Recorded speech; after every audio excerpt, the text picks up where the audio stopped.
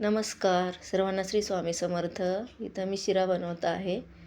तर इथं मी 1 वाटी रवा, 1 वाटी तूप, मिक्स ड्रायफ्रूट, काजू, बदाम आणि मनुके घेतलेले आहे. तुळशीची पानं 4-5, वेलची पूड आणि अर्धी वाटी साखर आणि 1 केळ घेतलेलं आहे. तर आता इथं कढई ठेवली आहे. त्याच्यात आता आपण तूप गरम करून घेणार आहोत. तर इथं मी अर्धी वाटी तूप कढईमध्ये गरम करण्यासाठी ठेवलेलं आहे. तर आता ते कट केलेले काजू, बदाम आणि किशमिश मी तळून घेत आहे. काजू बदाम आपले तळून झाले की त्याच तुपामध्ये मी रवाही भाजून घेणार आहे.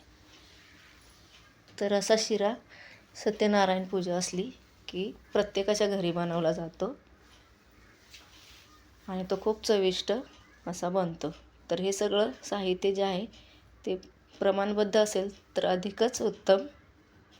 तर इथं माझा शिरा छान आता भाजून झालेला आहे. सोनेरी रंग येईपर्यंत रव्याने तूपही सोडलेलं आहे, हे पहा.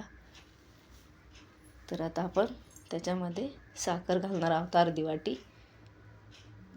आणि साखर विरघळली की कट केलेली केळी त्याच्यातच मस्त परतून घ्यायचं आहे.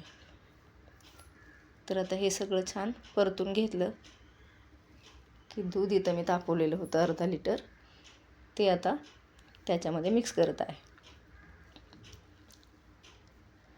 आणि आता हे सर्व मिक्स करून घ्यायचं छान. तर एवढा खमंग वास सुटलेला आहे.